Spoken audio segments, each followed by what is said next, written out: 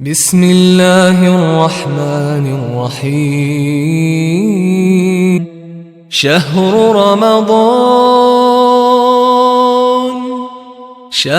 رمضان الذی انزل فیہ القرآن شہر رمضان الذی انزل فیہ القرآن هدى للناس وبينات من الهدى والفرقان إنا أنزلناه في ليلة القدر وما أدراك ما ليلة القدر ليلة القدر خير من 1000 شهر تنزل الملائكة والروح فيها بإذن ربهم من كل أمر سلام هي حتى مطلع الفجر. علیکم ورحمۃ اللہ وبرکاتہ. الحمد للہ رب العالمین والصلاة والسلام على اشرف الانبیاء والمرسلین نبینا محمد وعلى آلہ وصحبہ اجمعین اما بعد. قال اللہ تعالی فی القرآن المجید والفرقان الحمید اعوذ باللہ من الشیطان الرجیم بسم اللہ الرحمن الرحیم شہر رمضان الذی انزل فیہ القرآن ھدی للناس وبینات من الھدی والفرقان. دینی بھائیوں اور دوستو، تمام قسم کی حمد و ثنا، تعریف و توصیف اس وحدہ لا شریک کے لیے جو خالق کائنات اور مالک ارض و سما ہے،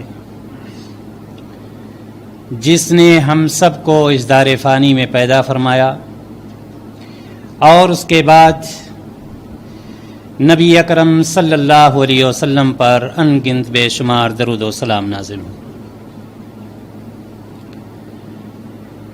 آج کی اس محفل میں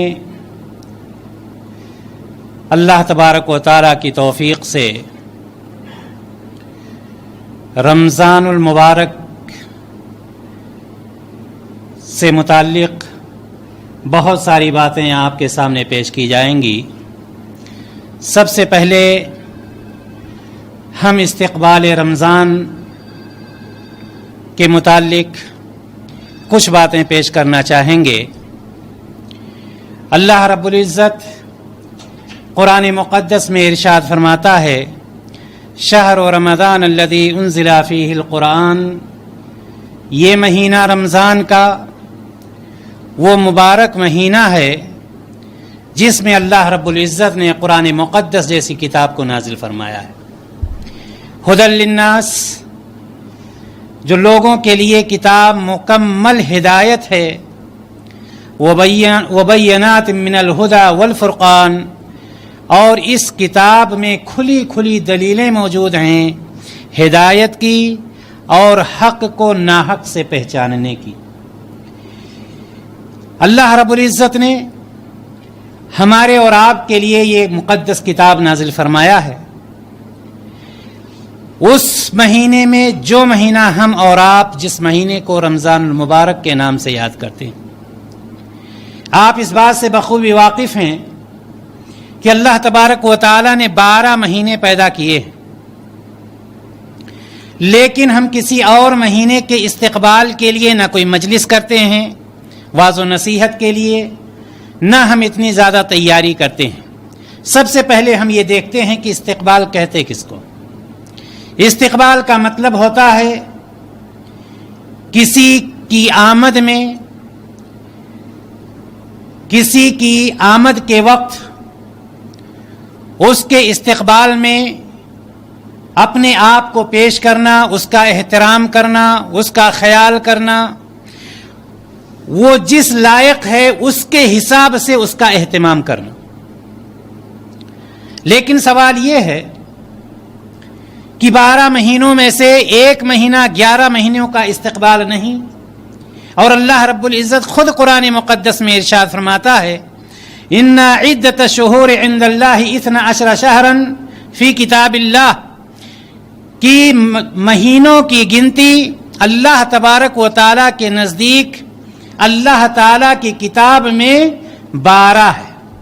یوم خلق السماوات والارض، جس دن سے اللہ تبارک و تعالیٰ نے آسمان و زمین کو پیدا کیا ہے اسی وقت سے. یہ آج کوئی نئی چیز نہیں، بلکہ جب سے اللہ تبارک و تعالیٰ نے آسمان و زمین کو پیدا کیا اسی وقت سے مہینوں کی گنتی 12 ہے. رمضان کو ہم اور آپ یہ سمجھتے ہیں کہ اور مہینوں پر یہ مہینہ بھاری ہے، اس میں فضیلتیں ہیں، اس میں برکتیں ہیں، اس میں رحمتیں ہیں. لیکن ہمیں اور آپ کو یہ بھی جان لینا چاہیے کہ ایک مہینے کا دوسرے مہینے پر یا ایک چیز کا دوسرے چیز پر یہ فضیلت یہ ہمارے اور آپ کی طرف سے نہیں ہے، یہ نظام الہی ہے، یہ اللہ تبارک و تعالیٰ کا نظام ہے.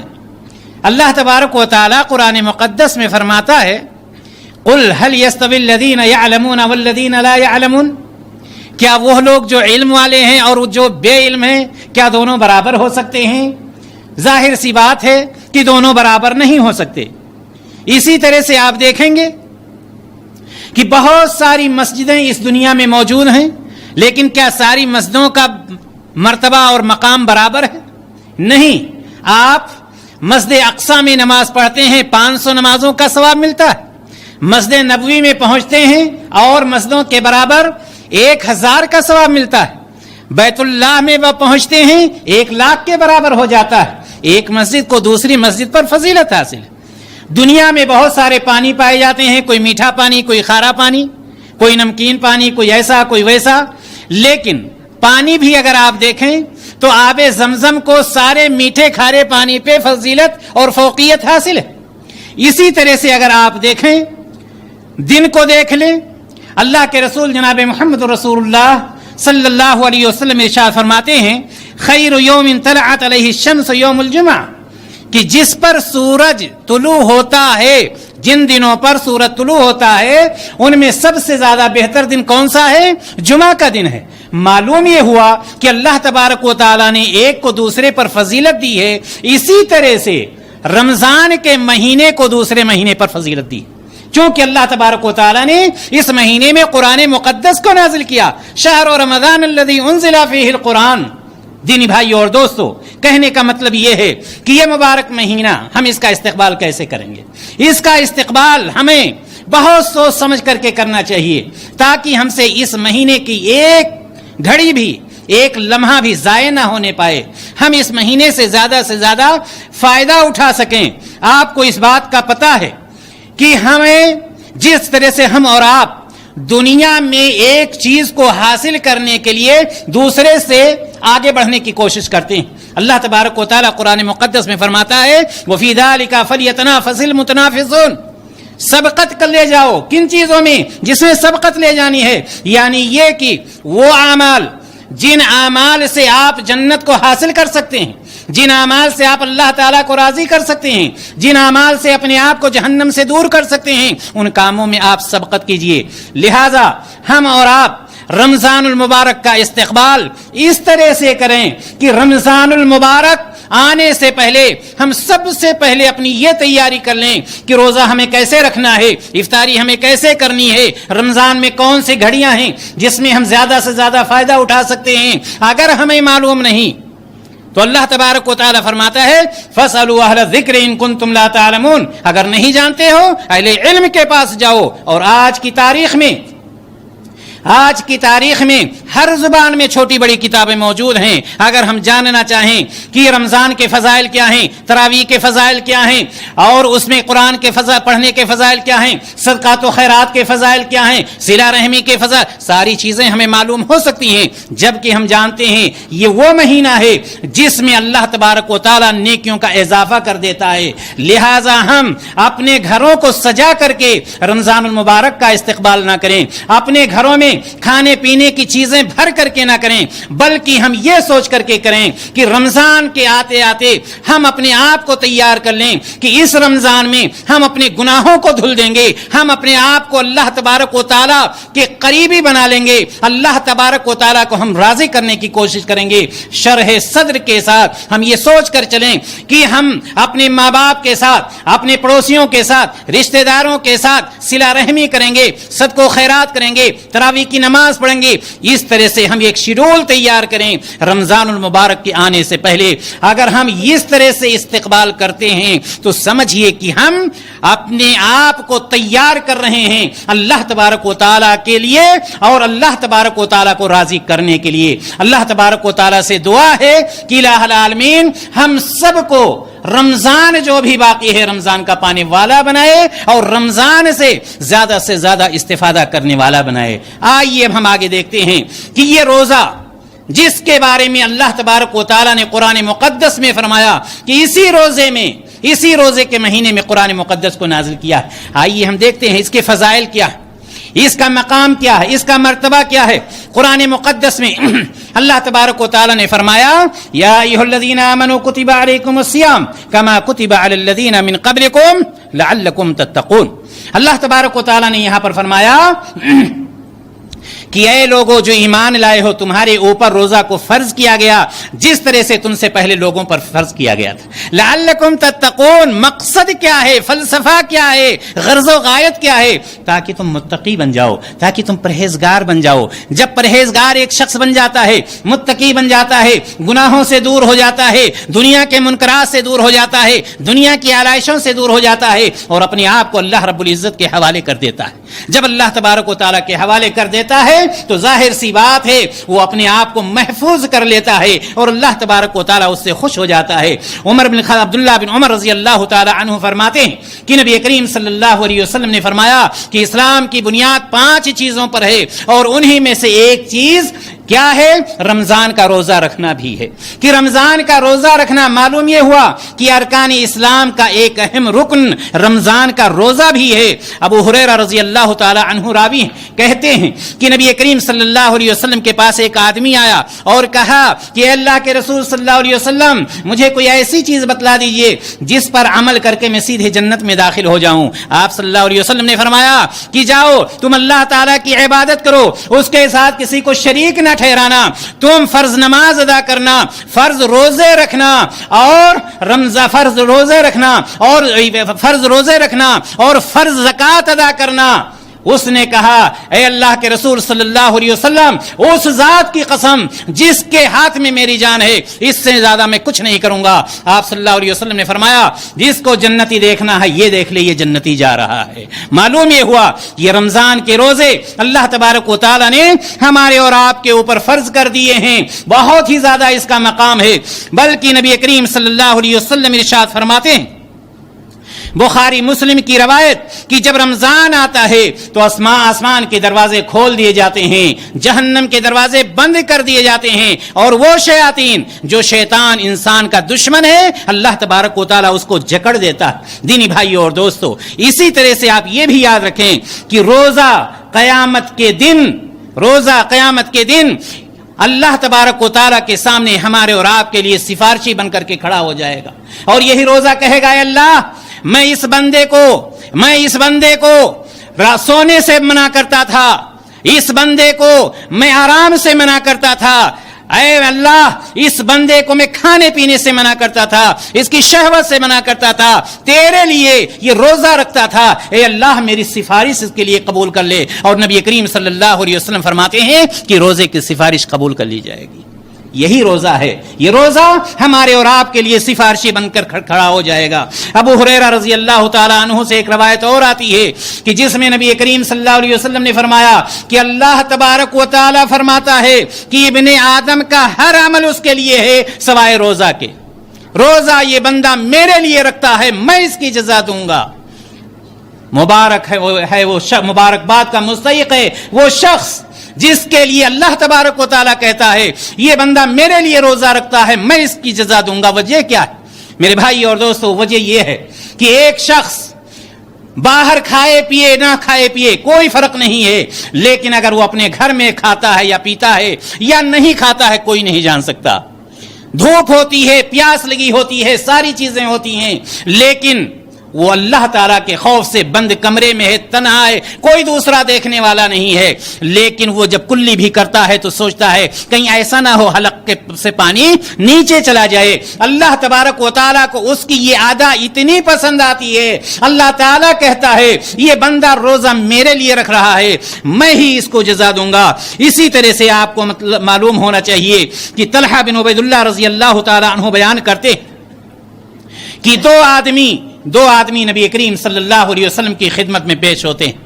دونوں آدمی آتے ہیں اور نبی کریم صلی اللہ علیہ وسلم سے بیان کرتے ہیں کہ میں اسلام میں داخل ہونا چاہتا ہوں۔ دونوں اسلام میں بیک وقت داخل ہوتے ہیں۔ ایک بندہ جو ہوتا ہے نماز کا بہت پابند ہوتا ہے، بہت ہی زیادہ شریعت کا پابند ہوتا ہے، دو کے دونوں پابند ہیں، لیکن ایک میں عبادت کی زیادہ شوق اس کے اندر ہوتا ہے اور وہ بندہ شہید بھی ہو جاتا ہے۔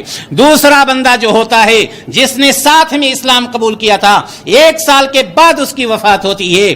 طلحہ بن عبید اللہ رضی اللہ تعالی عنہ کہتے ہیں میں نے خواب میں دیکھا کہ یہ بعد میں مرنے والا شخص جو اپنی موت مرا ہے، جو شہید نہیں ہوا ہے، اس شخص سے پہلے جنت میں جا رہا ہے جو شہید ہو کر کے مرا تھا۔ لوگ صبح باتیں کرنے لگتے ہیں، نبی کائنات نے فرمایا کہ تم لوگ کیا باتیں کر رہے ہو؟ کیا تم نے یہ نہیں دیکھا کہ وہ شخص اس سے 1 سال بعد اس کی موت ہوئی ہے، اس نے نمازیں پڑھی، اس نے رمضان کے روزے رکھے، جنت میں ان دونوں کے درمیان اتنا فاصلہ ہے جتنا فاصلہ زمین اور آسمان کے درمیان۔ میرے بھائی اور دوست، غور کرنے کا مقام ہے کس چیز نے فوقیت دی، کس چیز نے اس کو فضیلت دی۔ 1 سال کا روزہ وہ زیادہ رکھا تھا، 1 سال میں جو رمضان کا روزہ آیا اس نے زیادہ رکھا، جس کی وجہ سے نبی کائنات فرما رہے ہیں جنت میں دونوں کے درمیان اتنا فاصلہ ہے۔ ہم اور آپ اندازہ لگائیں پچھلے سال رمضان میں کتنے لوگ موجود تھے، آج کی تاریخ میں وہ نہیں ہیں۔ ہم اور آپ خوش نصیب ہیں کہ ہم روزہ کو انشاءاللہ تعالی پانے والے ہیں، ہم رمضان کے روزے رکھیں گے۔ سال بھر ہم نے نمازیں بھی پڑھی ہیں، جمعہ کی نماز پڑھی، فرض نمازیں ہم نے ساری پڑھی ہیں، رمضان کے روزے رکھنے والے ہیں، انشاءاللہ تعالی اس سے بھی ہم استفادہ کریں گے۔ یقیناً اللہ تبارک و تعالی ہمارے اور آپ کے اوپر مہربان ہے، جس کی وجہ سے ہمیں اور آپ کو یہ چاہیے کہ یہ مبارک مہینہ جو ہمارے اور آپ کے اوپر سایہ فگن ہونے والا ہے، اس مبارک مہینے سے ہم زیادہ سے زیادہ استفادہ کریں، چونکہ اللہ تبارک و تعالی نے ہمارے اور آپ کے اوپر رحم فرمایا ہے، اس لیے اس مہینے سے زیادہ ہم استفادہ کرنے کی کوشش کریں۔ آئیے ہم اور آپ دیکھتے ہیں رمضان المبارک کے فضائل ہم نے جان لیے، روزے کے فضائل ہم نے جان لیے، لیکن مسائل کو بھی جاننا بہت ضروری ہے۔ آئیے ہم اب دیکھتے ہیں نیت، سحری اور افطاری کے بارے میں بہت اختصار کے ساتھ مسائل جن کے ذریعے سے ہم ان فضائل کو حاصل کر سکتے ہیں۔ دینی بھائی اور دوستو، عمر بن الخطاب رضی اللہ تعالی عنہ فرماتے ہیں کہ نبی کریم صلی اللہ علیہ وسلم نے فرمایا انما الاعمال بالنیات وانما لكل امرئ ما نوى، کہ عمل کا دار و مدار نیتوں پر ہوتا ہے اور ہر شخص کو اس کی نیت کے مطابق بدلہ ملے گا، یعنی جیسی نیت ہوگی ویسی برکت ہوگی۔ اگر نیت خالص ہے تو اللہ تبارک و تعالی قبول فرمائے گا، اگر خالص نہیں ہے تو رائے اور بیکار چلی جاتی ہے، چونکہ سرور کائنات صلی اللہ علیہ وسلم فرماتے ہیں من صلی یرائی فقد اشرک ومن صام یرائی فقد اشرک ومن تصدق یرائی فقد اشرک۔ جس نے دکھاوے کا روزہ رکھنا اس نے شرک کیا، جس نے دکھاوے کی نماز پڑھی اس نے شرک کیا، اور جس نے دکھاوے کے لیے صدقہ و خیرات کیا اس نے بھی شرک کیا۔ لہذا ہمارا روزہ جو ہونا چاہیے دکھاوے کے لیے نہیں بلکہ اللہ تبارک و تعالیٰ کی رضا اور خوشنودی کے لیے ہونی چاہیے۔ جب ہمارا روزہ اللہ تبارک و تعالیٰ کی رضا اور خوشنودی کے لیے ہوگا تو یقیناً اللہ تبارک و تعالیٰ اس کو قبول فرمائے گا۔ آئیے ہم دیکھیں روزہ 2 طرح کے ہوتے ہیں، ایک روزہ ہوتا ہے فرض اور دوسرا ہوتا ہے نفلی۔ دونوں روزوں کی نیت میں فرق کیا ہے؟ پہلی بات آپ یہ جان لیں، نیت نام ہے دل کے ارادے کا۔ نیت کس کا نام ہے؟ دل کے ارادے کا۔ جو نیت آج کل کی جاتی ہے بصوم غد نویت وغیرہ وغیرہ، یاد رکھیے گا کتاب و سنت سے اس کی کوئی دلیل نہیں ہے، شریعت سے اس کا کوئی تعلق نہیں ہے۔ نیت نام ہے دل کے ارادے کا، لہذا ہم دل سے نیت کریں۔ دوسری بات یہ ہے کہ فرض روزے کی نیت کے لیے طلوع فجر سے پہلے نیت کرنا ضروری ہے۔ فرض روزے کے لیے طلوع فجر سے پہلے نیت کرنا ضروری ہے۔ نبی کریم صلی اللہ علیہ وسلم فرماتے ہیں من لم یجمع الصیام قبل الفجر فلا صیام لہ، کہ جس نے طلوع فجر سے پہلے روزے کی نیت نہیں کی اس کا روزہ نہیں ہوگا، یہ فرض روزہ ہے۔ لیکن اگر آپ نفلی روزہ رکھ رہے ہیں جیسے جمعرات کا روزہ، سوموار کا روزہ، تو اس کے لیے زوال سے پہلے اگر آپ نے کچھ کھایا پیا نہیں ہے تو زوال سے پہلے کبھی بھی نیت کر لیں، کوئی فرق نہیں ہے۔ اسی طرح سے کبھی بھی اس کو توڑ بھی سکتے ہیں، اس کا کفارہ نہیں ہے یا اس کا دم نہیں ہے۔ اسی طرح سے نفلی روزے کی نیت میں اور فرض روزے کی نیت میں یہی فرق ہوا کہ فرض روزے کی نیت ہم طلوع فجر سے پہلے کریں گے، لیکن نفلی روزے کی نیت چاہے ہم پہلے کر لیں یا بعد میں کریں کوئی فرق نہیں ہے۔ اور جب ہم رات میں روزے کی نیت کرتے ہیں یعنی سحری کے لیے، تو سحری کی نیت کرنا آپ کی روزے کی نیت ہو گئی۔ اب اگر آپ سو گئے، سحری کی نیت کی لیکن سو گئے، طلوع فجر ہو گئی، فجر کی اذان ہو گئی، تو آپ یہ نہ پریشان ہو جائیں کہ میں نے سحری تو کھائی نہیں۔ آپ نے سحری کھانے کی جو نیت کی تھی کس لیے؟ روزہ رکھنے کے لیے، لہذا وہ روزہ آپ کا پورا ہو جائے گا۔ آ جائیے سحری کو دیکھتے ہیں۔ سحری کے بارے میں نبی کریم صلی اللہ علیہ وسلم فرماتے ہیں تسحروا فإن فی السحور برکہ، سحری کھایا کرو اس لیے کہ سحری کھانے میں برکت ہے۔ اور ایک دوسری روایت جو احمد کی روایت ہے، نبی کریم صلی اللہ علیہ وسلم فرماتے ہیں سحری پوری کی پوری برکت ہے، اس لیے سحری کو مت چھوڑا کرو، خوب زیادہ کھایا کرو، آرام سے کھایا کرو، یعنی سحری میں برکت ہے۔ لیکن یاد رکھیں یہ مطلب نہیں ہے کہ اگر آپ نے سحری نہیں کھائی ہے تو آپ کا روزہ باطل ہو جائے گا۔ اسی طرح سے اگر آپ نے سحری نہیں کھائی تب بھی، جیسا کہ میں نے پہلے بھی بتلایا کہ سحری اگر آپ نے نہیں کھائی ہے لیکن آپ پہلے سے نیت کر چکے ہیں تو آپ کے روزے پر کوئی فرق نہیں پڑے گا۔ اگر آپ سحری کے وقت اٹھتے ہیں، سحری کے وقت اگر آپ اٹھتے ہیں اور غسل آپ کے اوپر واجب ہے، سحری کھائیں گے یا غسل کریں گے، آپ کے اوپر ایسی صورت میں ہے پہلے سحری کھائیں اس کے بعد غسل کریں، اگرچہ اذان ہو جائے آپ کے روزے پر کوئی فرق پڑنے والا نہیں ہے۔ کچھ لوگ پریشان ہو جاتے ہیں کہ ایسی صورت میں ہم یہ کیا کریں۔ اسی طرح سے اس میں تیسری چیز افطاری کی افطاری میں جلدی کرنا اور سحری میں تاخیر کرنا، یہ چیز انبیاء علیہ السلام کا طریقہ رہا ہے۔ نبی کریم صلی اللہ علیہ وسلم نے فرمایا کہ ثلاث من اخلاق النبوہ، تین چیزیں نبوت کے اخلاق میں سے ہیں۔ ایک چیز افطاری میں جلدی کرنا، دوسری چیز سحری میں تاخیر کرنا، اور تیسری بات نماز میں دائیں ہاتھ بائیں ہاتھ پر باندھنا۔ یہ تین چیزیں نبوت کے اخلاق میں سے ہیں، لہذا افطاری میں جلدی کرنا بھی چاہیے۔ اور اسی طرح سے نبی کریم صلی اللہ علیہ وسلم نے فرمایا لا یزال الناس بخیر ما عجلوا الفطرہ، جب تک لوگ جلدی افطاری کرتے رہیں گے وہ خیر کے ساتھ رہیں گے۔ یہاں پر آپ دیکھیں گے کچھ لوگ افطاری کرتے وقت یہ سوچتے ہیں کہ چلو 1 منٹ ہم انتظار کر لیتے ہیں، ہو سکتا ہے امام مؤذن صاحب جلدی کر گئے ہوں، بالکل سنت کے خلاف، بالکل سنت۔ جبکہ سحری کے لیے جس میں نبی کریم صلی اللہ علیہ وسلم نے فرمایا کہ تاخیر سے کھاؤ، سحری اتنے جلدی کھا لیتے ہیں 2 بجے تک گپ شپ کریں گے، کھائے اور سو گئے 8 بجے تک۔ سحری میں تاخیر کرنا ہے، افطاری میں جلدی کرنا ہے، یہ نبی کریم صلی اللہ علیہ وسلم کی سنت ہے۔ افطاری کرنا تازہ کھجور کے ساتھ، جس کو ہم رطب کہتے ہیں، یا نارمل کھجور کے ساتھ یا پانی کے ساتھ، کسی کے ساتھ آپ سے افطاری کر سکتے ہیں۔ اسی طرح سے افطاری کی دعا بہت سارے لوگ اللہم لکا صمت وعلی رزق کا افطر تو یہ دعا پڑھتے ہیں، لیکن یاد رکھیے گا سحری کی اصل جو دعا ہے بسم اللہ، افطاری کی بسم اللہ کر کے آپ افطاری شروع کریں اور پڑھیں ذهب الظمأ وابتلت العروق وثبت الاجر انشاءاللہ تعالی۔ یہ دعا ہے افطاری کی جو نبی کریم صلی اللہ علیہ وسلم نے ہمیں اور آپ کو بتلایا ہے۔ اسی طرح سے افطاری کے بارے میں یہ بھی یاد رہے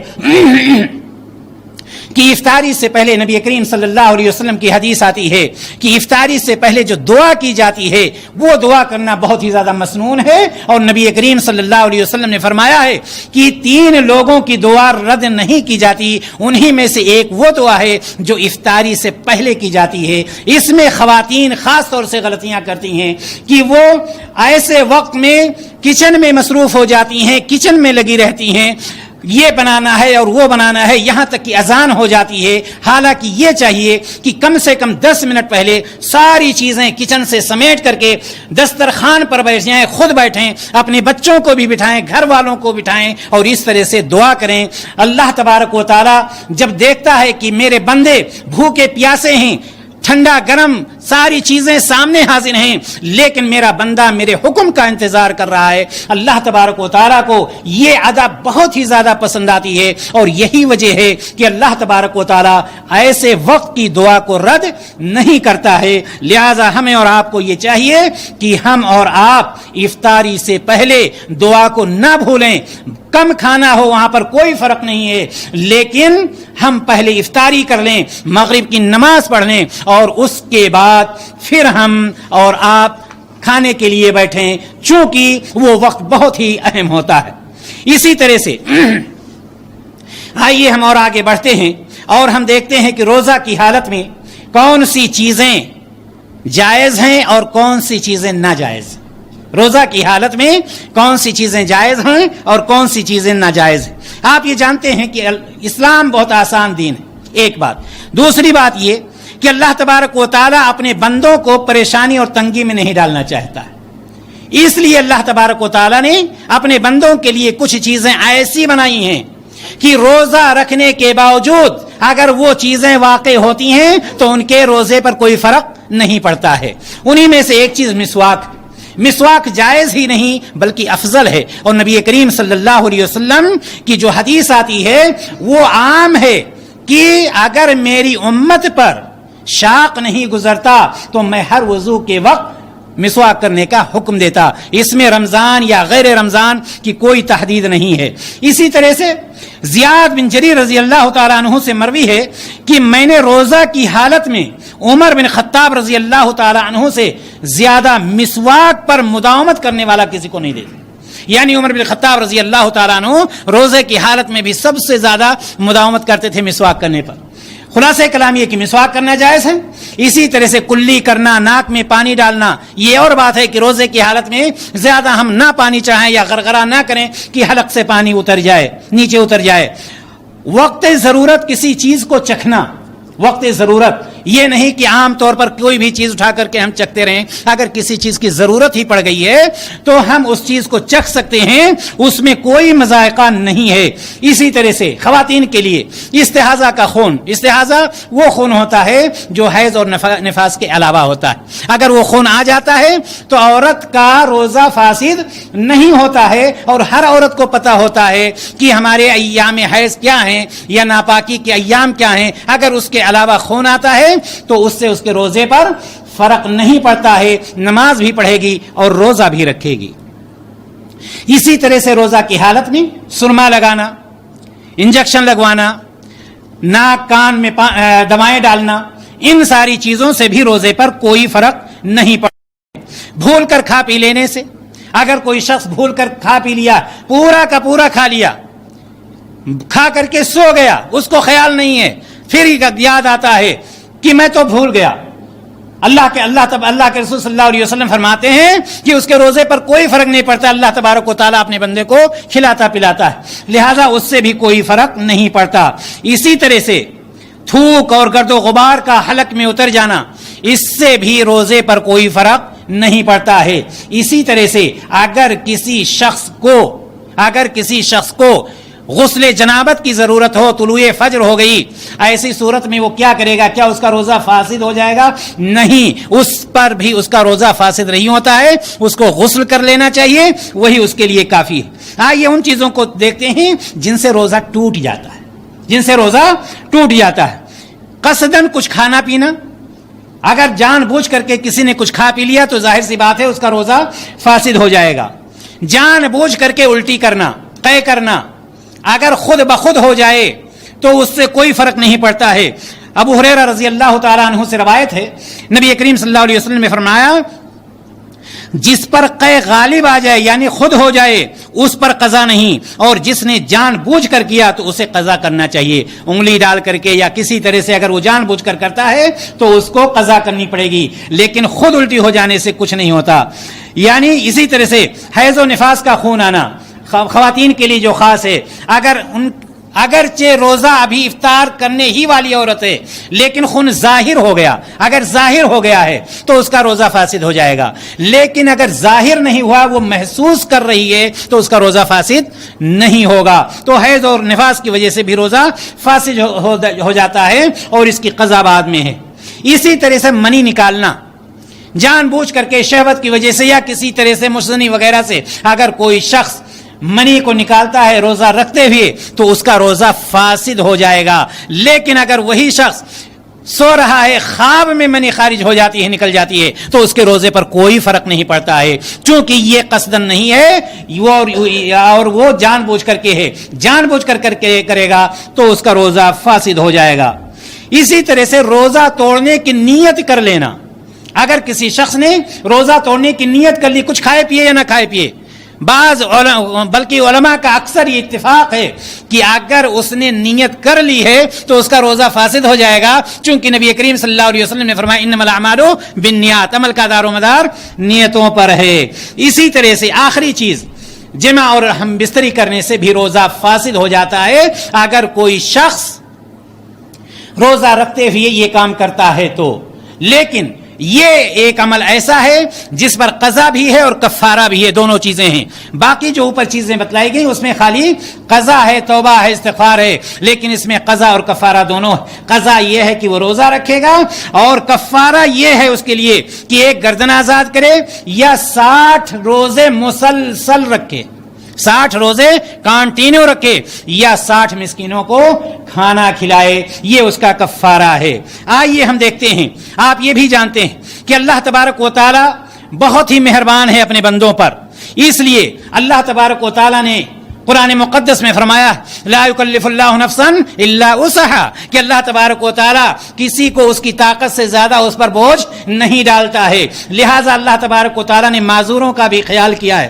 معذوروں میں سے وہ لوگ جو بڑے بوڑھے ہیں یا مریض ہیں، مستقل مریض ہیں، ایسے لوگوں کے لیے اللہ تبارک و تعالیٰ نے فرمایا وَعَلَى الَّذِينَ يُطِيقُونَهُ فِدْيَةٌ طَعَامُ مسکین، کہ ایسے لوگ جو بالکل بوڑھے ہو چکے ہیں، مریض ہو چکے ہیں، مرض جانے والا نہیں ہے، ایک مسکین کا کھانا کھلاتے رہیں، ان کو قضا کرنے کی کوئی ضرورت نہیں ہے۔ اسی طرح سے مسافر ہے اگر کوئی یا مریض ہے، یہ دوسرا مریض ہے جو چند دنوں کا مریض ہے، اس کے لیے یہ ہے کہ ان دنوں میں وہ روزہ نہیں رکھے گا، لیکن وہ بعد میں اس کی قضا کر لے گا، اس کو رخصت ہے، وہ چاہے رکھے یا چاہے چھوڑ دے۔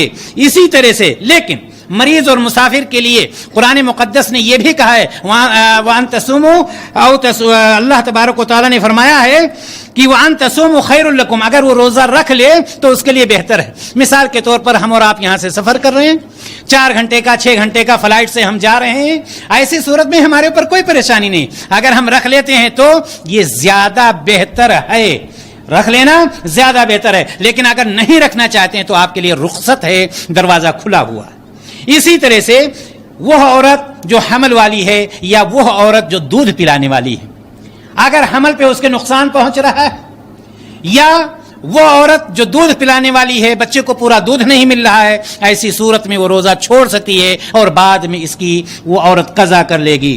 اسی طرح سے حیض اور نفاس والی عورتیں کہ جب ان کا خون شروع ہو جائے تو ظاہر سی بات ہے کہ وہ نہ نماز پڑھیں گی اور نہ روزہ رکھیں گی۔ عائشہ رضی اللہ تعالی عنہا فرماتی ہیں کہ ہم نبی کریم صلی اللہ علیہ وسلم کے زمانے میں جب ایسے ہوتے تو ہمیں بعد میں روزے کے قضا کی حکم دیا جاتا، نماز کی قضا کا حکم نہیں دیا جاتا تھا، یعنی ایسی صورت میں وہ عورت روزے کی تو قضا کرے گی لیکن نماز کی قضا نہیں کرے گی۔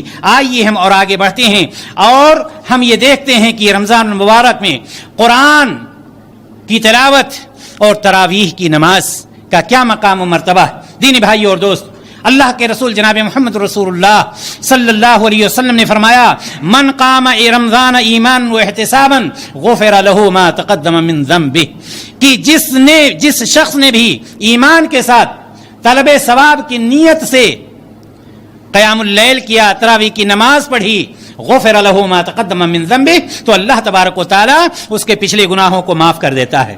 اسی طرح سے آپ یہ جانتے ہیں نماز تراویح رمضان کے مہینے میں یا تہجد اور دنوں میں، یہ دونوں چیزیں ایک ہیں۔ اسی کو ہم نماز تراویح کہہ لیں یا قیام اللیل کہہ لیں، اور دنوں میں ہم اسی کو تہجد کہتے ہیں، یہ ساری چیزیں ایک ہی ہیں۔ تراویح کی نماز کتنی رکعتیں ہیں، اس میں بھی بہت سارے مسائل پائے جاتے ہیں۔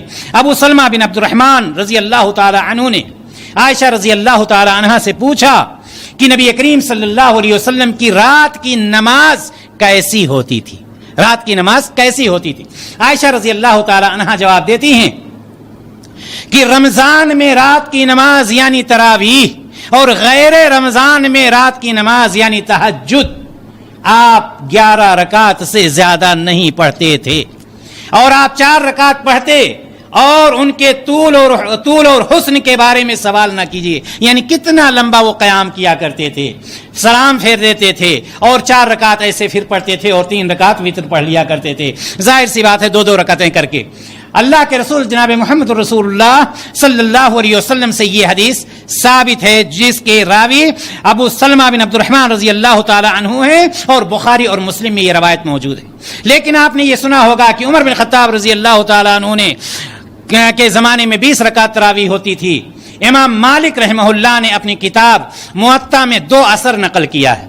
ایک اثر جو انہوں نے نقل کیا ہے الصائب بن یزید سے نقل کیا ہے، کہ جس میں الصائب بن یزید کہتے ہیں کہ عمر بن خطاب رضی اللہ تعالی عنہ نے ابی بن کعب اور تمیم الداری کو حکم دیا کہ تراویح کی نماز 11 رکعت پڑھائیں، تراویح کی نماز 11 رکعت پڑھائیں۔ اور دوسرا اثر اسی موطا میں موجود ہے، جس کے راوی یزید بن رومان ہیں، بیان کرتے ہیں کہ لوگ عہد عمر میں، یعنی عمر رضی اللہ تعالی عنہ کے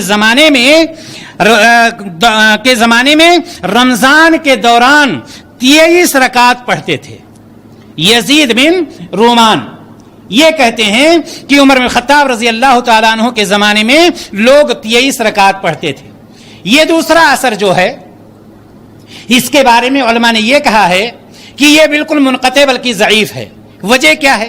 اس لیے کہ یزید بن رومان جو ہیں انہوں نے عہد عمر کو پایا ہی نہیں ہے، یعنی ان کے زمانے میں یہ رہے ہی نہیں، تو پھر یہ بتلا کیسے سکتے ہیں؟ دوسری بات، اگر مان بھی لیا جائے تو الصائب بن یزید نے جو بتلایا ہے کہ عمر بن خطاب رضی اللہ تعالی عنہ نے کہا 2 صحابیوں کو، ابی بن کعب اور تمیم الداری، تو وہاں پر کہا گیا ہے، یعنی عمر بن خطاب رضی اللہ تعالی عنہ نے یہ حکم دیا ہے، اور یزید بن رومان کہہ رہے ہیں کہ ان کے زمانے میں ایسا ہوتا تھا، تو جو حکم دیا جا رہا ہے اس پر عمل کیا جائے گا، نہ کہ ایک وہ چیز جو کسی نے دیکھا ہے یا سنا ہے۔ لیکن واللہ عالم بالصواب، جو حدیث سے صحیح ثابت ہے کہ نبی کریم صلی اللہ علیہ وسلم رمضان اور غیر رمضان 11 رکعت سے زیادہ نہیں پڑھتے تھے، بلکہ جابر بن عبداللہ رضی اللہ تعالی عنہ سے بھی مروی ہے کہ نبی کریم صلی اللہ علیہ وسلم نے ہمیں 11 رکعتیں نماز تراویح کی پڑھائی ہیں۔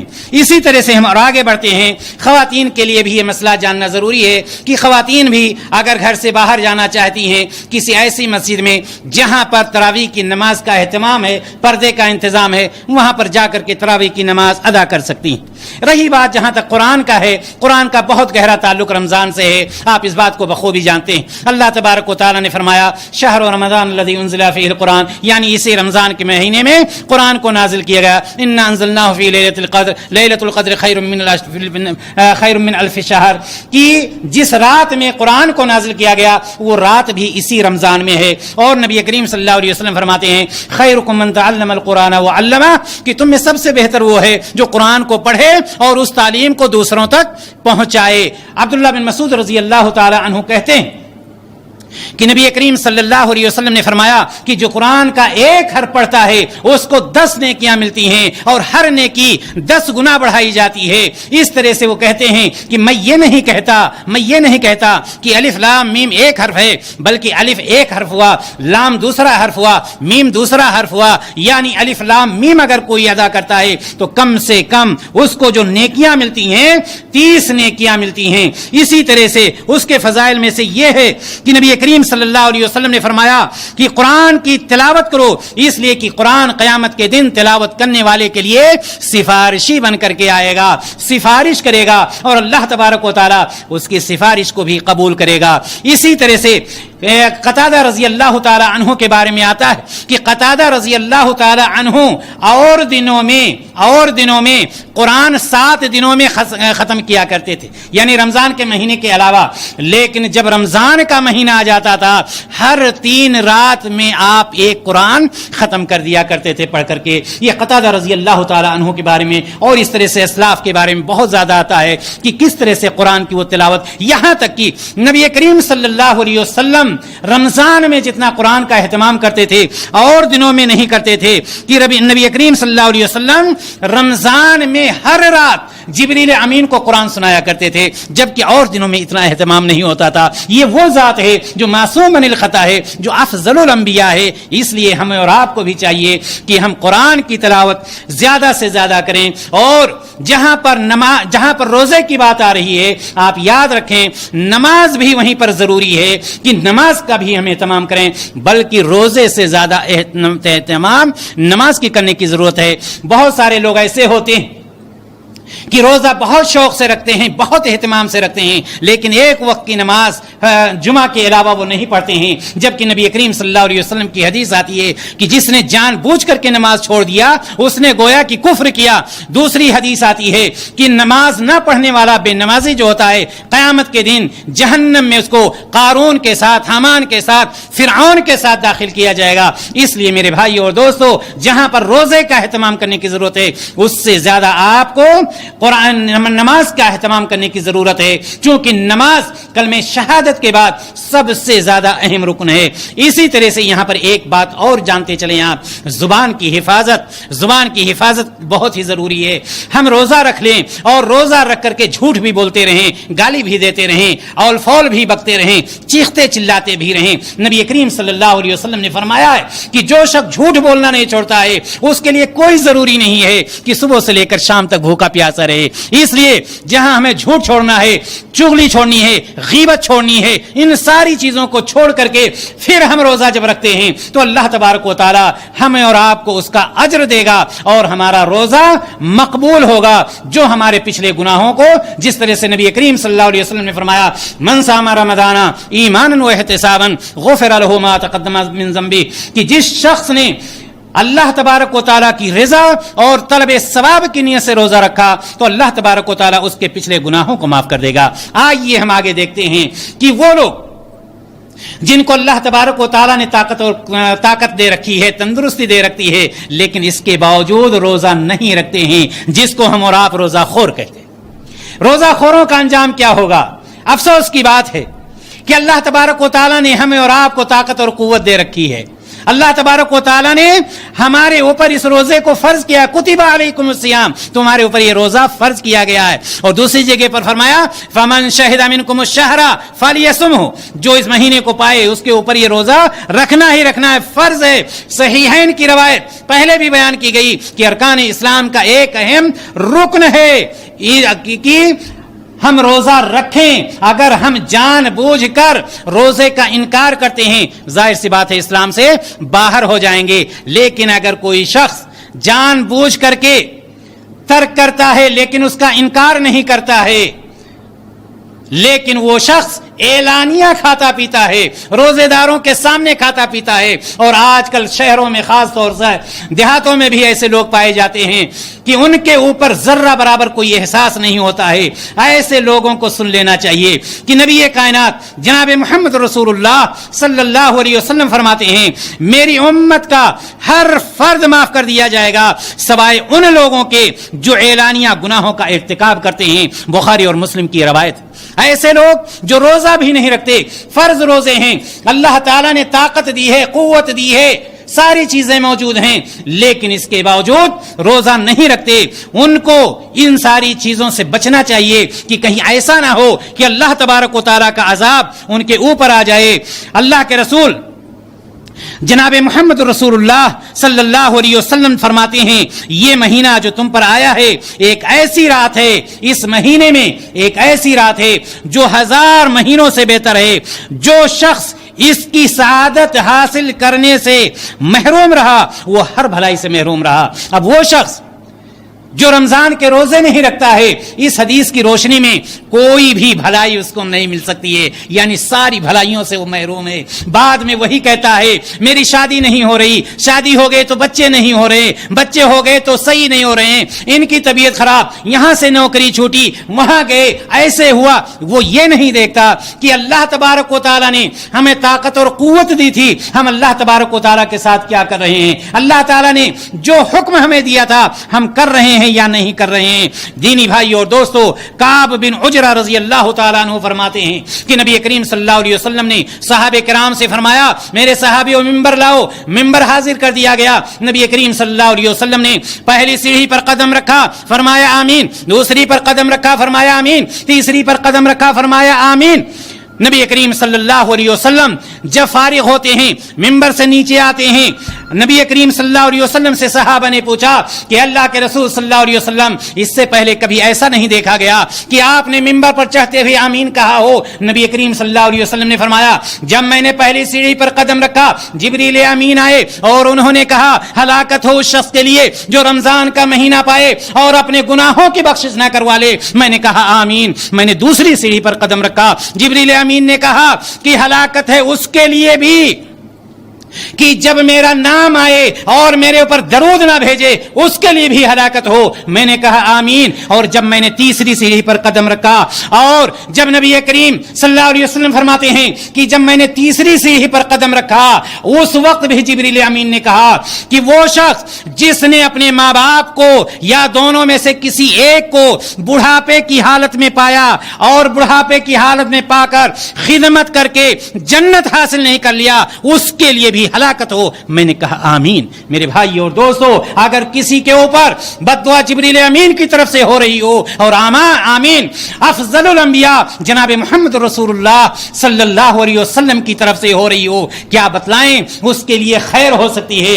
کبھی نہیں۔ اور یہی نہیں، آئیے امامہ باہلی رضی اللہ تعالیٰ عنہ کیا فرماتے ہیں۔ امامہ باہلی رضی اللہ تعالیٰ عنہ فرماتے ہیں کہ نبی کریم صلی اللہ علیہ وسلم نے فرمایا میں سویا ہوا تھا، دو لوگ میرے پاس آئے، انہوں نے میرا کندھا پکڑا، مجھے اٹھایا، ایک پہاڑی کے پاس لے گئے، پہاڑی بہت ہی دشوار گزار تھی، مجھ سے کہا اوپر چڑھو، میں نے کہا مجھ سے چڑھا نہیں جائے گا، انہوں نے کہا ہم آپ کا ساتھ دیتے ہیں، آپ کا سپورٹ کرتے ہیں۔ آپ صلی اللہ علیہ وسلم آگے چڑھنے لگے، یہاں تک کہ پہاڑی کے اوپر پہنچتے، پہاڑی کے اوپر پہنچے، چیخو پکار کی آواز سنی، نبی کریم صلی اللہ علیہ وسلم نے پوچھا یہ کیا چیز ہے؟ کہا کہ یہ کس کی چیخو پکار ہے؟ انہوں نے کہا یہ جہنمیوں کی چیخو پکار ہے۔ کہتے ہیں مجھے اور آگے لے جایا گیا، میں نے وہاں پر دیکھا کچھ لوگوں کو الٹے لٹکا دیا گیا ہے، ان کے جبڑے کو پھاڑ دیا گیا ہے، ان کے منہ سے خون گر رہا ہے۔ میں نے پوچھا یہ کون لوگ ہیں جن کو اس طرح سے بری سزا دی جا رہی ہے؟ کہتے ہیں یہ وہ لوگ ہیں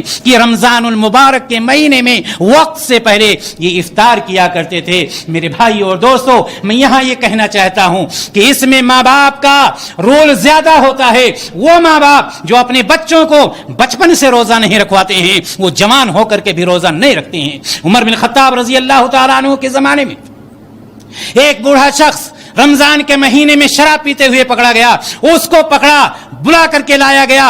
امیر المومنین کہتے ہیں کہ تیرا ستیہ ناس ہو، میرے بچے بھی روزہ رکھتے ہیں اور تو رمضان کے مہینے میں شراب پیتا ہے۔ اس طرح سے جب ہم اپنے بچوں کو تلقین کریں گے، اپنے بچوں کی تربیت کریں گے، جس طرح سے قرآن اللہ کے رسول صلی اللہ علیہ وسلم نے فرمایا کہ جب بچہ 7 سال کا ہو جائے نماز کا حکم دو، اور جب 10 سال کا ہو جائے تو تادیبی کارروائی کرو۔ جس طرح سے نماز کے لیے آپ کو کرنا ہے، اسی طرح سے آپ کو یہاں پر بھی کرنا ہے کہ بچے کو، ہمارے اسلاف کیا کرتے تھے، اپنے بچوں کو روزہ رکھواتے تھے، ان کے لیے گھر میں کھلونے لا کر رکھتے تھے، جب بچوں کو بھوک لگتی، جب بچوں کو پیاس لگتی، وہ کھلونا دے دیتے، وہ کھیلنے لگتے، ان کا بھوک پیاس سب ختم ہو جاتا، اور اس طرح سے وہ اپنا روزہ مکمل کر لیتے تھے۔ میرے بھائی اور دوستو، اللہ تبارک و تعالیٰ نے کہا ہے یا ایھا الذین آمنوا قوا انفسکم واہلیکم نارا وقودھا الناس والحجارہ، اے مومنو اپنے نفس کو آگ سے بچاؤ اور اپنے اہل و عیال کو بھی بچاؤ۔ جب ہم اپنے بچوں کی تلقین، اپنے بچوں کی تربیت بچپن سے کریں گے، اس لیے کہ کلکم رائن و کلکم مسئولون عن رعیتہ، ہر شخص نگہبان ہے اور ہر شخص سے اس کی نگہبانی کے بارے میں اللہ تبارک و تعالی سوال کرے گا۔ لہٰذا میں کہنا چاہتا ہوں ان لوگوں کو جن کو اللہ تبارک و تعالیٰ نے طاقت و قوت دی ہے، جوان ہیں، ہٹے کٹے ہیں، اور رمضان کے مہینے میں کھاتے پیتے ٹہلتے رہتے ہیں دن میں، ان کو انتظار کرنا چاہیے اس گھڑی کا کہ جس گھڑی اللہ تبارک و تعالیٰ ان پر عذاب لے آئے گا، یا وہ اپنے آپ کو صحیح کر لیں۔ دینی بھائی اور دوستو، اللہ تبارک و تعالیٰ سے دعا ہے کہ ہر شخص اپنے بچوں کی دینی تربیت کرے اور اپنے بچوں کو دین کے راستے پر چلائے، نبی کریم صلی اللہ علیہ وسلم کے بتلائے ہوئے طریقے کے مطابق ان کی تربیت کرے تاکہ وہ بچے ان کے لیے صدقے جاریہ بن سکیں۔ آئیے ہم آگے دیکھتے ہیں رمضان المبارک کے تعلق سے آخری چیز شب قدر اور اعتکاف اور ساتھ ہی ساتھ صدقۃ الفطر کے بارے میں، اور اس کے بعد اپنی بات کو ہم ختم کرتے ہیں۔ شب قدر، اللہ کے رسول صلی اللہ علیہ وسلم نے فرمایا من قام لیلۃ القدر ایمانا واحتسابا غفر له ما تقدم من ذنبه، کہ جس نے اللہ کی رضا کے لیے طلب ثواب کی نیت سے قیام اللیل کیا، اللہ تبارک و تعالیٰ اس کے گناہوں کو بخش دے گا، پچھلے گناہ جتنے ہیں اللہ تبارک و تعالیٰ معاف کر دے گا۔ سوال یہ ہے کہ یہ شب قدر ہے کب، جس کی اتنی فضیلت ہے؟ اللہ تبارک و تعالیٰ فرماتا ہے انا انزلناہ فی لیلۃ القدر وما ادراک ما لیلۃ القدر لیلۃ القدر خیر من الف شہر۔ کتنا فائدہ ہے اس کا؟ اللہ تعالیٰ نے فرمایا کہ 1000 مہینوں کی عبادت سے کہیں زیادہ بہتر، یہ نہیں کہ 1000 مہینوں کی طرح سے، 1000 مہینوں کی عبادت سے کہیں زیادہ بہتر۔ کتنے سال ہو گئے؟ 83 سال 4 ماہ کی عبادت۔ اگر کوئی شخص ایک رات کی عبادت حاصل کر لیتا ہے، گویا کہ اس نے 83 سال 83 سال 4 مہینہ اس نے عبادت کیا، اور اتنا نہیں اس سے بہتر کیا ہے۔ یہ اللہ تبارک و تعالی ہمیں اور آپ کو فرماتا۔ لہذا ہمیں اور آپ کو چاہیے کہ ہم اس رات کو تلاش کریں، ہے کہاں وہ رات؟ آپ کو یہ بتلایا جاتا ہوگا کہ 27ویں رات، ایک رات شب بیداری کر لیجئے، پا گئے لیلۃ القدر کو۔ جبکہ نبی کائنات صلی اللہ علیہ وسلم کیا فرما رہے ہیں؟ تحروا لیلۃ القدر فی الوتر من العشر الاواخر من رمضان، رواہ البخاری۔ قدر کی رات، عزت کی رات کو رمضان المبارک کی 10 آخری طاق راتوں میں تلاش کرو۔ رمضان المبارک کی آخری عشرہ کی 10 طاق راتوں میں، طاق راتیں کون سی ہوتی ہیں؟ 21، 23، 25، 27 اور 29، یہ طاق راتیں ہوتی ہیں۔ نبی کریم صلی اللہ علیہ وسلم نے فرمایا کہ تلاشو، آپ صلی اللہ علیہ وسلم فرماتے ہیں تلاشو۔ ہم کہہ رہے ہیں کہ ہم پائے ہوئے بیٹھے ہیں۔ بھائی جب ہم نے کہہ دیا کہ 27 کو ہے تو یہی جواب ہوا نا کہ ہم پائے ہوئے بیٹھے، جبکہ نبی کریم صلی اللہ علیہ وسلم فرماتے ہیں تحرو، تلاش کرو۔ اسی طرح سے آپ یہ بھی جان لیجئے کہ یہ شب بیداری کرنا یہ کمال کی بات نہیں۔ آپ دیکھیں گے دیہاتوں میں، شہروں میں اپنے یہاں، کہ کچھ نوجوان جو اپنے آپ کو نوجوان سمجھتے ہیں، اس رات میں بہت ہی شوق سے بریانی بنانا، یہ کرنا، وہ پوری رات وہ ہنگامہ کیے رہیں گے، نہ خود سوئیں گے، نہ سوئے دیں گے، نہ عبادت کریں گے، نہ عبادت کرنے دیں گے۔ وہ سمجھتے ہیں رات کا جاگ لینا یہی شب قدر کو حاصل کرنا۔ یاد رکھنا، جاگنا کمال نہیں ہے، یہ وقوف عرفہ نہیں ہے کہ عرفہ میں جا کر کے اپنے آپ کو حاضر کر دو، وہ عرفہ کا حق ادا ہو جائے گا۔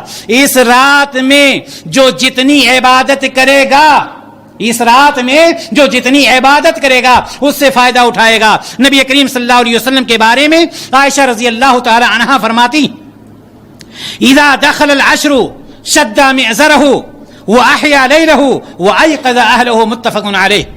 جب آخری عشرہ داخل ہوتا تھا، تیسرا آخری عشرہ، تو نبی کریم صلی اللہ علیہ وسلم کمر بستہ ہو جاتے تھے، اور کچھ علماء نے اس کے لیے بتلایا ہے کہ اپنی لنگوٹی کو کس لیتے تھے، یعنی اپنی بیویوں سے الگ ہو جاتے تھے، یعنی زیادہ سے زیادہ عبادت کرنے کے لیے، تاکہ زیادہ سے زیادہ عبادت کریں۔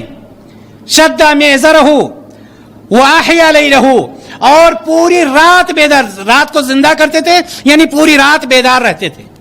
اور کیا ہمارے اور آپ کی طرح سے اگر ہم قرآن پڑھنے بیٹھ گئے، دروازہ بند کر دیا، خاموشی سے پڑھ رہے ہیں، بیٹے کی نیند خراب نہ ہو جائے، بیٹی کی نیند خراب نہ ہو جائے، بہو کی نیند خراب نہ ہو جائے، نہیں، وَأَيْقَظَ أَهْلَهُ، اپنے گھر والوں کو بھی جگاتے تھے۔ یہاں تک کہ روایت میں آتا ہے کہ آپ صلی اللہ علیہ وسلم علی رضی اللہ تعالیٰ عنہ کے گھر جاتے، دروازہ کھٹکھٹاتے، فاطمہ، اٹھو، تم لوگ نماز نہیں پڑھو گے، تم لوگ عبادت نہیں کرو گے۔ نبی کریم صلی اللہ علیہ وسلم کا طریقہ یہ رہا۔ کون سی رات؟ وہ رات جس کی عبادت 1000 مہینوں کی عبادت سے کہیں زیادہ بہتر۔ عائشہ رضی اللہ تعالی عنہا پوچھتی ہیں، اے اللہ کے رسول صلی اللہ علیہ وسلم، اگر میں شب قدر کو پا لوں تو میں کیا پڑھوں؟ اگر میں شب قدر کو پا لوں تو میں کیا پڑھوں؟ نبی کریم صلی اللہ علیہ وسلم نے فرمایا، اللہم انک عفو تحب العفو فاعف عنی۔ عائشہ رضی اللہ تعالی عنہا کو یہ دعا بتلایا، یا اللہ تو معاف کرنے والا ہے، اے اللہ تو معاف کرنا پسند کرتا ہے، فاعف عنی، لہذا تو مجھے معاف کر دے۔ سنت پڑھیے، قرآن کی تلاوت کیجئے، ذکر و اذکار کیجئے، یہ دعا پڑھیے، دیگر دعائیں پڑھیے۔ یہ نہیں کہ چائے بنایا، سموسے لائے، یہ ہوا، ادھر گپ ادھر شپ، یہ ساری چیزیں نہیں۔ جتنی عبادت کی جائے اتنی ہی اس رات میں کم ہے، چونکہ ایک ہی رات ہوتی ہے، لہذا ہمیں اور آپ کو یہ چاہیے کہ ہم اس رات کو تلاش کرنے کی کوشش کریں۔ طاق راتوں میں 21، 23، 25، 27 اور 29 میں اسی طرح سے آئیے اعتکاف کے بارے میں بھی ہم تھوڑی معلومات لے لیتے ہیں۔ عائشہ رضی اللہ تعالی عنہا بیان کرتی ہیں کہ نبی کریم صلی اللہ علیہ وسلم آخری عشرہ کا اعتکاف کرتے تھے، یہاں تک کہ آپ اللہ تعالیٰ کو پیارے ہو گئے۔ اور اسی طرح سے ابو ہریرہ رضی اللہ تعالیٰ عنہ کی بھی روایت آتی ہے کہ نبی کریم صلی اللہ علیہ وسلم آخری عشرہ میں اعتکاف کرتے تھے، لیکن وہ سال جس سال آپ کی وفات ہوئی ہے 20 رمضان سے آپ نے اعتکاف فرمایا تھا، 20 رمضان سے اعتکاف فرمایا تھا۔ اعتکاف کرنے والا، اعتکاف میں بیٹھنے والا 20 روزہ جب مکمل ہو جائے، وہ مغرب کے بعد اعتکاف کی جگہ پر چلا جائے اور وہیں پر وہ رہے گا، وہ نہ مسجد سے باہر اگر ضروری کام ہے تب بھی نکل سکتا ہے، لیکن مریض کی عیادت کے لیے، نماز جنازہ میں، کسی کی ضیافت میں، ان ساری چیزوں میں وہ نہیں جا سکتا۔ اگر کھانے پینے کا انتظام نہیں ہے، کوئی کھانا پہنچانے والا نہیں ہے، نہانا ہے، دھونا ہے، ایسی صورت میں وہاں سے وہ نکل سکتا ہے، ورنہ اس کو وہیں پر بیٹھے رہنا چاہیے۔ ایک دوسری روایت بھی آتی ہے عائشہ رضی اللہ تعالی عنہا سے غالباً کہ نبی کریم صلی اللہ علیہ وسلم 21ویں رات کی فجر میں اعتکاف کی جگہ پر جاتے تھے۔ علماء نے اس پر اتفاق کیا ہے کہ اس کا مطلب یہ ہے کہ نبی کریم صلی اللہ علیہ وسلم 20 کا روزہ ختم ہونے کے بعد مسجد میں داخل ہو جاتے تھے، لیکن فجر کی نماز پڑھ کر مسجد سے نکلتے نہیں تھے، فجر کی نماز پڑھ کر کے اعتکاف کی جگہ پر جاتے تھے۔ لہذا وہ شخص مسجد میں اگر داخل ہو گیا ہے تو گویا کہ اس حدیث پر بھی عمل ہو جائے گا، لیکن 20 کا روزہ مکمل کرنے کے بعد اس کو وہاں پر پہنچ جانا چاہیے۔ آخری چیز، صدقہ فطر۔ صدقہ فطر کیا چیز ہے؟ ایک ہے زکوٰۃ، جو شخص صاحب نصاب ہو جاتا ہے اس کے اوپر زکوٰۃ واجب ہے۔ اسی طرح سے صدقہ فطر بھی ہے، یہ وہ صدقہ ہے جسے رمضان کے روزوں کی تکمیل کے بعد مسلمانوں پر فرض کیا گیا ہے۔ رمضان کے روزوں کی تکمیل کے بعد مسلمانوں پر یہ فرض کیا گیا۔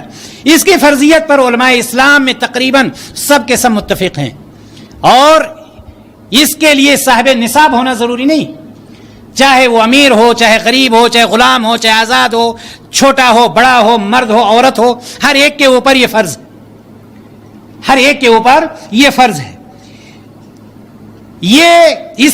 اس کی مقدار کیا ہے؟ 1 سا۔ صدقہ فطر کی مقدار کیا ہے؟ 1 سا، یعنی 3.25 سیر یا 2.5 کلو، 3.25 سیر یا 2.5 کلو اس کی مقدار ہے۔ لیکن یہاں پر سوال یہ ہے کہ کس چیز میں، کیا قیمت کوئی دے سکتا ہے یا نہیں دے سکتا ہے، یا غلہ ہی نکالنا ہوگا؟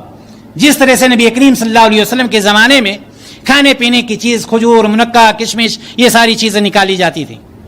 یاد رکھیں گے، کسی بھی حدیث سے صدقۃ الفطر کسی بھی حدیث سے صدقۃ الفطر قیمت نکالنا ثابت نہیں ہے.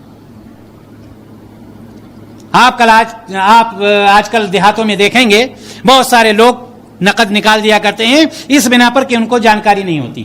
لہذا ہم اور آپ پہنچائیں ان تک یہ پیغام پہنچائیں کہ وہ چیز نکالنی ہے جو نبی کریم صلی اللہ علیہ وسلم کے زمانے میں نکالی جاتی تھی. امام ابو داؤد نے امام احمد بن حنبل رحمہ اللہ سے پوچھا کہ کیا صدقہ فطر میں نقد دیا جا سکتا ہے؟ تو امام احمد بن حنبل نے فرمایا کہ مجھے خوف ہے کہ سنت کے خلاف ہونے کی وجہ سے صدقہ فطر کی قیمت مقبول نہیں ہوگی، چونکہ نبی کریم صلی اللہ علیہ وسلم کے زمانے میں قیمت ادا نہیں کی گئی. اسی طرح سے مشہور محدث علامہ عبید اللہ مبارک پوری رحمہ اللہ فرماتے ہیں کہ میرے نزدیک ترجیح اس بات کی ہے کہ صدقہ فطر کی قیمت نہیں ادا کی جائے گی بلکہ کھانے پینے کی چیزیں نکالی جائیں گی. لہذا ہمیں اور آپ کو اس بات کا خیال رکھنا چاہیے کہ ہم صدقہ فطر قیمت کی شکل میں نہ نکالیں. قیمت کی شکل کیا ہو سکتی ہے؟ اگر کوئی شخص وکیل بن گیا، جیسے 10 آدمی موجود ہیں، ایک شخص اس میں وکیل ہو جاتا ہے کہ 20 ریال مثال کے طور پر نکالنا ہے، 9 لوگوں کا پیسہ جمع کر لیا اور جا کر کے وہ غلہ خریدتا ہے اور خریدنے کے بعد غربا مساکین میں اس کو تقسیم کر دیتا ہے. تو یہ صدقہ فطر آپ نے قیمت گویا کہ نہیں نکالا ہے بلکہ کسی کو وکیل بنایا ہے. لہذا اگر ایسا ہے تو کسی کو وکیل بنا کر کے آپ دے سکتے ہیں.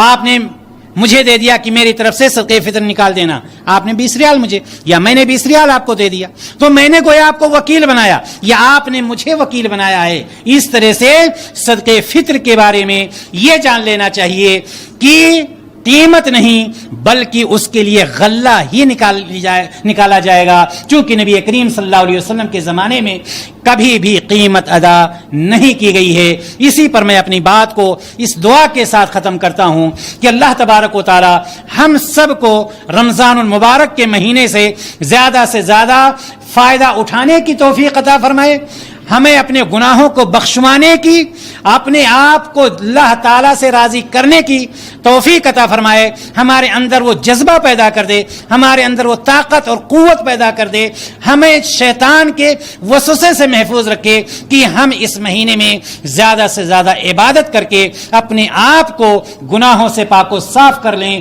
اپنے آپ کو جنت کے راستے پر لے آئیں، اپنے آپ کو جہنم کے راستے سے دور کر لیں. وآخر دعوانا الحمد للہ رب العالمین. السلام علیکم ورحمۃ اللہ وبرکاتہ.